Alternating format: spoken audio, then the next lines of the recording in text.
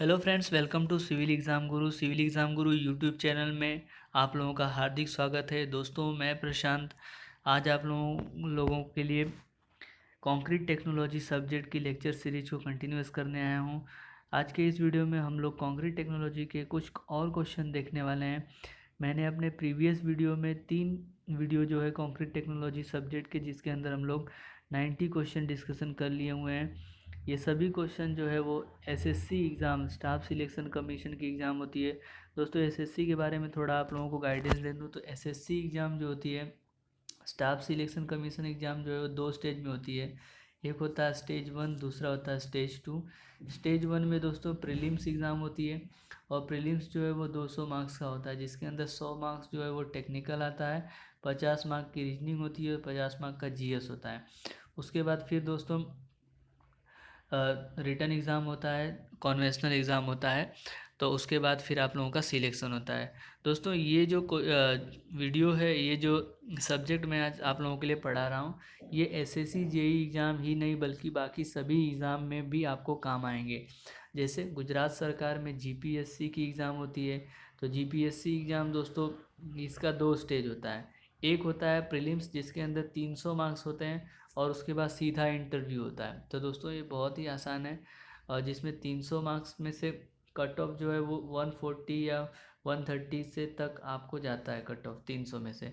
300 marks में से 200 marks का जो होता है वो टेक्निकल होता है। 100 मार्क्स के अंदर जो है वो रीजनिंग, जीएस, जीके, ये सब आपको देखने को मिलता है। तो दोस्तों, काफ़ी सारे एग्ज़ाम जो हैं वो आपके आने वाले हैं। लॉकडाउन के बाद 30 मई के बाद जीपीएससी ने अपने सभी एग्ज़ाम 30 मई तक जो है वो पोस्टपोन कर दिए हैं। सब कोई भी एग्ज़ाम आएगा तो वो 31 मई के बाद ही आने वाला है। तो दोस्तों, आइए अपने इस वीडियो को स्टार्ट करते हैं और डिटेल पूर्वक देखते हैं। Question number 91, in case of hand mixing the concrete the extra cement to be added. यदि हम कंक्रीट की हैंड मिक्सिंग कर रहे हैं तो उसके अंदर कितना परसेंट जो है और हमें सीमेंट ऐड करना पड़ेगा। तो दोस्तों 10% जो है वो सीमेंट ऐड करना पड़ता है। कंक्रीट की मिक्सिंग जो है दोस्तों 2 तरीके से हो सकती है। एक होता है हैंड मिक्सिंग, दूसरा होता है मशीन मिक्सिंग। तो मशीन मिक्सिंग के अंदर जो रिवॉल्यूशन होता है मशीन का, वो दोस्तों 20 रिवॉल्यूशन पर मिनट होता है। मतलब 1 मिनट में 20 रिवॉल्यूशन जो है वो घूमता है। उसके बाद दोस्तों हैंड मिक्सिंग में आप यहाँ पे देख पा रहे हो कि 10% जो है सीमेंट हमें ऐड करना पड़ता है। तो हम लोग अपने टूल्स का यूज़ करके हम लोग हैंड मिक्सिंग करते हैं। प्रॉपर मिक्सिंग के लिए दोस्तों कम से कम 20 रिवॉल्यूशन करने की ज़रूरत पड़ती है। ना ही कि वो 20 रिवोल्यूशन 1 मिनट में होता है। कम से कम हमें 20 बार जो है मशीन के मिक्सर मशीन को ऑपरेट करना पड़ता है, घुमाना पड़ता है। Next question, the separation of the water on fresh concrete is known as. Fresh concrete में से वाटर का जो सेपरेशन हो जाता है, जो पानी निकल जाता है, उस प्रोसेस को हम लोग क्या बोलते हैं? उसको बोलते हैं दोस्तों bleeding. The strength of the concrete so as increase with. Concrete की स्ट्रेंथ जो होती है वो इंक्रीज दिखाई देती है by using what? With increase in the rate of loading. जितना ज़्यादा लोडिंग बढ़ेगा उतना ज़्यादा स्ट्रेंथ जो है वो इंक्रीज होगी। If the slump of the concrete mix is 60 mm, the workability is. यदि किसी कॉन्क्रीट का जो स्लम्प वैल्यू है वो 60 mm है, तो उसकी वर्केबिलिटी कैसी होती है? लो होती है, मीडियम होती है, हाई होती है या फिर वेरी हाई होती है? तो दोस्तों, यदि हमारे पास 60 mm का स्लम्प वैल्यू है तो उसका जो वर्केबिलिटी होगा वो दोस्तों मीडियम होगा। कैसा होगा? वर्केबिलिटी मीडियम होगा। Next, segregation is responsible for. Segregation की वजह से क्या होता है? सेग्रीगेशन किसके लिए रिस्पॉन्सिबल होता है? यदि सेग्रीगेशन हो गया तो कंक्रीट हनीकॉम्ब हो जाएगा, कंक्रीट पोरस हो जाएगा, sand streaks in concrete. Concrete के अंदर सैंड जो होगे वो चिपक जाएंगे। तो all option are correct. Segregation दोस्तों, पार्टिकल्स जो है वो अलग अलग सेपरेट हो जाते हैं, उसको हम लोग बोलते हैं segregation. Durability of a concrete is affected by. Concrete की ड्यूरेबिलिटी किसके कारण से अफेक्ट होती है? Cinder, vinegar, alcohol, both cinder and vinegar. तो कंक्रीट की ड्यूरेबिलिटी जो है दोस्तों दोनों की तरफ से होती है। सिंडर और विनेगर दोनों रिस्पॉन्सिबल होते हैं, उसकी ड्यूरेबिलिटी को इफेक्ट करते हैं। Slump test is a measure of. Slump test क्या मेजर करता है? Tensile strength, compressive strength, impact value, consistency. तो दोस्तों कंक्रीट की कंसिस्टेंसी जो है मेजर करने के लिए स्लम्प टेस्ट यूज होता है, जिसी को हम लोग वर्केबिलिटी भी बोलते हैं। Next, shrinkage of the concrete is directly proportional to, concrete का श्रिंकेज किसके ऊपर डिपेंड करता है? Cement content, sand content, aggregate content या temperature of water. Shrinkage of a concrete, concrete का जो श्रिंकेज है दोस्तों वो डिपेंड करता है ज़्यादा से ज़्यादा सीमेंट कंटेंट के ऊपर। Approximate value of shrinkage strain is according to IS 456, shrinkage strain की जो अप्रोक्सीमेट वैल्यू होती है दोस्तों 0.0003 होती है। कितनी होती है? 0.0003। Which one of the following property of a plastic concrete is modified by air entraining agent? यदि हम किसी प्लास्टिक कंक्रीट के अंदर एयर एंट्रेनिंग एजेंट को ऐड करते हैं तो वो किस प्रॉपर्टी को मॉडिफाई करता है? दोस्तों वर्केबिलिटी को भी चेंज करता है, सेग्रीगेशन होने से रोकता है, ब्लीडिंग को रोकता है, मतलब ऑल ऑप्शन आर करेक्ट।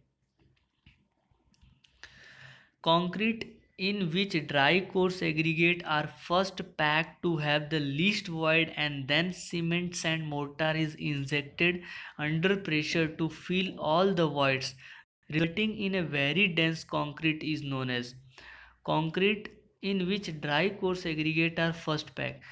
ऐसा कंक्रीट जिसके अंदर ड्राई कोर्स एग्रीगेट सबसे पहले मिक्स किया जाता है और उसके अंदर कुछ वाइट्स होते हैं, then cement and sand is injected under pressure. उसके बाद सीमेंट एंड सैंड को प्रेशर के थ्रू वो वाइट्स को फिल करने के लिए भेजते हैं। तो उस प्रकार के कंक्रीट को हम लोग क्या बोलते हैं? Pre pack concrete, vacuum concrete, no fine concrete, aerated concrete.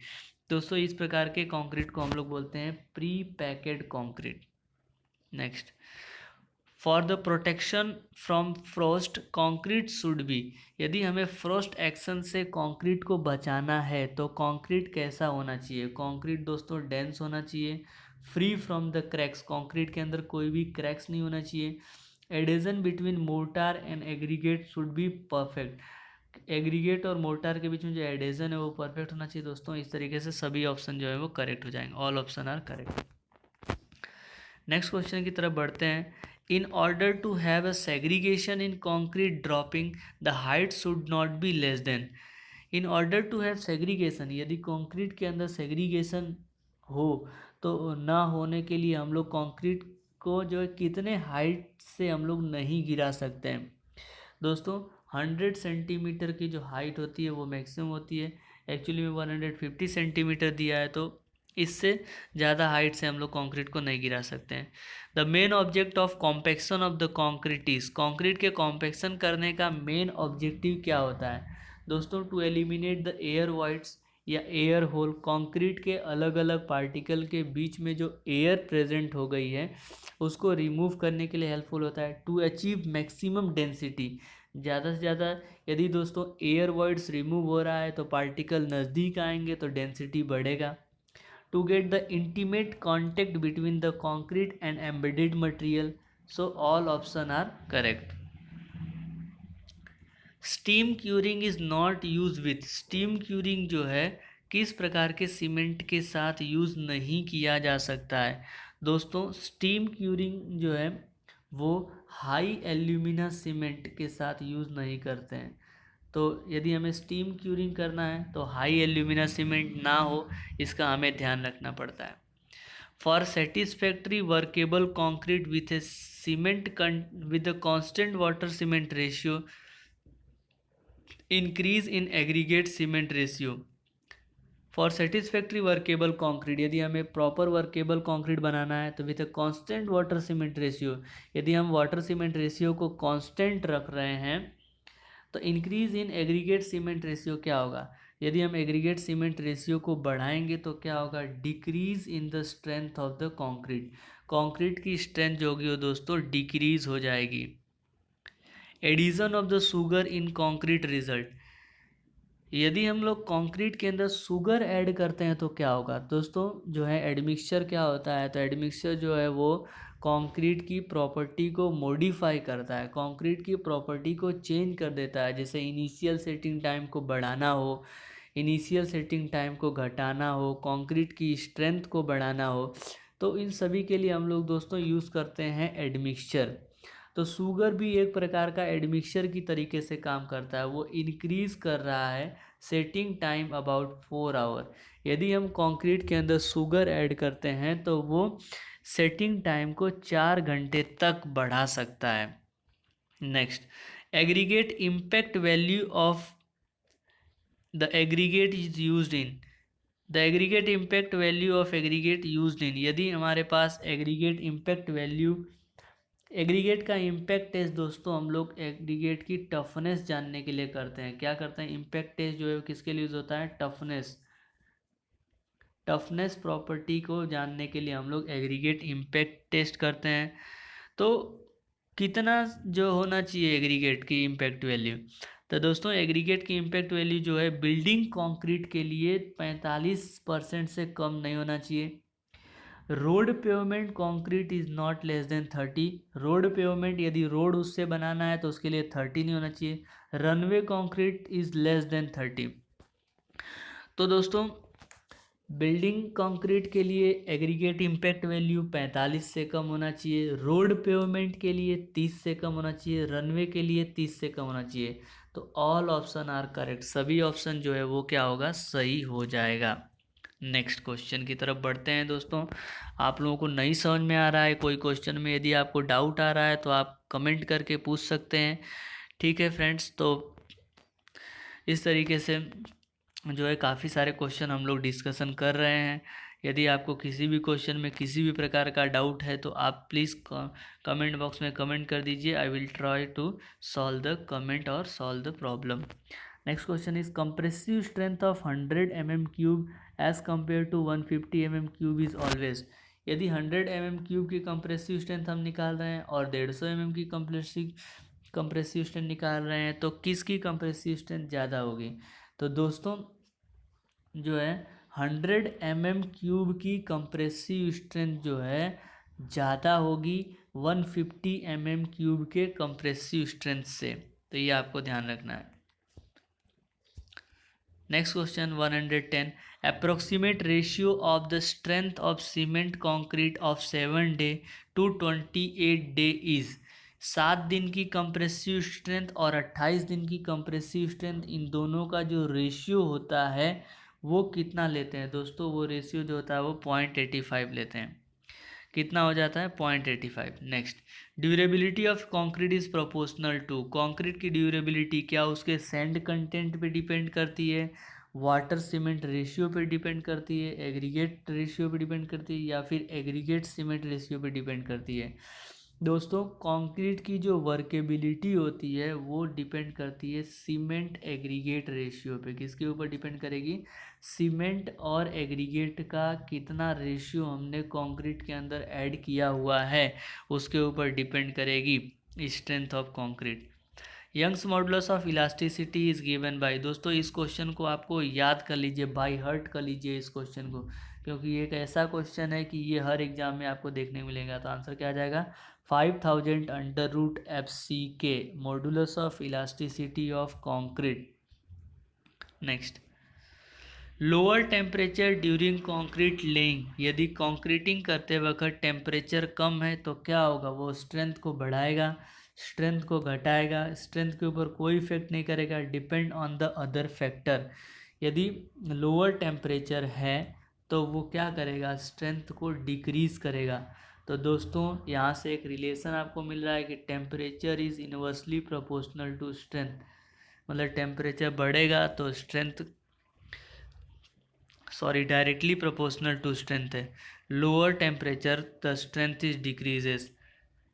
Water cement ratio is generally express in volume of water required per. Volume water cement ratio जो है वो हम लोग जो लेते हैं वो volume of water required per dash kg of cement. कितने kg सीमेंट पे लेते हैं दोस्तों, तो 50 kg सीमेंट पे हम लोग वाटर सीमेंट रेशियो लेते हैं। Entrained air in concrete increase workability, decrease workability, increase strength, none of this. Entrain air, concrete के अंदर यदि हम एयर एंट्रेंड है या फिर वॉइड्स के अंदर एयर भर गया है, किसी कारण से हम लोग एंट्रेंड एयर कर रहे हैं, तो वो क्या इंक्रीज़ करेगी वर्केबिलिटी को, डिक्रीज़ करेगी वर्केबिलिटी को, इंक्रीज स्ट्रेंथ, या फिर नन ऑफ दीज। तो दोस्तों क्या हो जाएगा आंसर, ऑप्शन ए करेक्ट हो जाएगा, increase workability. Poisson's ratio for the concrete increase with the richer mix, decrease with the richer mix, remains constant, none of this. Poisson's ratio for the concrete, concrete के अंदर Poisson's ratio जो है वो increase होता है with the richer mix. Richer mix का मतलब होता है दोस्तों सीमेंट की मात्रा ज़्यादा होती है। ऐसी कंक्रीट जिसके अंदर सीमेंट ज़्यादा होता है उस कंक्रीट को हम लोग रिचर मिक्स बोलते हैं। जिसमें सीमेंट कम होता है उसको लीन कंक्रीट बोलते हैं। The test most suitable for concrete for very low workability is, कौन सा टेस्ट जो है कंक्रीट की लो वर्केबिलिटी के लिए यूज़ होता है? क्या वो स्लम्प कोन टेस्ट होता है, क्या वो कॉम्पैक्टिंग फैक्टर टेस्ट होता है, वीबी टेस्ट होता है? All option are correct. तो क्या हो जाएगा दोस्तों, वीबी टेस्ट जो है वो यूज़ होता है। Next, strength and quality of concrete depend upon, strength and quality of concrete, concrete की स्ट्रेंथ और कंक्रीट की क्वालिटी जो है किसके ऊपर डिपेंड करती है? तो शेप ऑफ एग्रीगेट, सही बात है, aggregate grading and surface area of aggregate, तो दोस्तों सभी के लिए ऊपर डिपेंड करेगी। ऑल ऑप्शन आर करेक्ट हो जाएगा। Next, M10 grade of concrete approximate dash mix, M10 का जो है ग्रेड प्रोपोर्शन कितना होता है दोस्तों? M10 का होता है 1:3:6। The process of proper and accurate measurement of concrete ingredient for uniformity of proportion is known as, process of proper and accurate measurement of concrete ingredient for uniformity of proportion, यदि हम लोग जो measurement करते हैं uniformity के लिए तो उस प्रोसेस को हम लोग क्या बोलते हैं? उसको हम लोग बोलते हैं दोस्तों बैचिंग। तो इस तरीके से दोस्तों आज के इस वीडियो में हम लोगों ने 30 क्वेश्चन डिस्कशन किया हुआ है, जिससे हम लोगों ने टोटल 120 क्वेश्चन को कंप्लीट कर दिए हुए हैं। कंक्रीट टेक्नोलॉजी की इस वीडियो सीरीज में जो है, यदि आपने मेरे प्रीवियस वीडियो को नहीं देखा है, आगे के वीडियो को नहीं देखा है, तो आप ज़रूर देख लीजिए, जिससे आपका कंसेप्ट जो है वो क्लियर होता जाएगा। क्वेश्चन डिस्कशन कर लेंगे दोस्तों, 15 से 20 मिनट में 30 क्वेश्चन हम लोग डिस्कशन कर पा रहे हैं, तो बहुत ही अच्छी स्पीड है। आने वाले समय में हम लोग और भी स्पीड को इंक्रीज़ करेंगे और ज़्यादा से ज़्यादा क्वेश्चन हम लोग यहाँ पर डिस्कशन कर सके, इस तरीके से कुछ हम लोग प्लान करने वाले हैं। आने वाले समय में दोस्तों बाकी के सब्जेक्ट भी जल्द से जल्द क्लियर हो जाएंगे। आपके अप्रैल मंथ में 2-3 सब्जेक्ट जो हैं वो उसके ऑब्जेक्टिव पार्ट्स को मैं खूब अच्छी तरीके से यहाँ पे डिस्कशन करवा दूंगा आपके साथ, और आपके कंसेप्ट जो है वो क्लियर होते जाएंगे। दोस्तों थोड़ा बहुत जो है इसकी थ्योरी जो है वो भी मैं आप लोगों के लिए लेके आऊँगा। आप भी अपने हिसाब से पढ़ते रहिए, काफ़ी सारी चीज़ें जो हैं वो पढ़ने के लिए समय काफ़ी है हमारे पास, और लगे रहिए दोस्तों, आप अपने टारगेट को बना के चलते रहिए। यदि आपका टारगेट फिक्स है तो आप ज़रूर से ज़रूर सफल होंगे।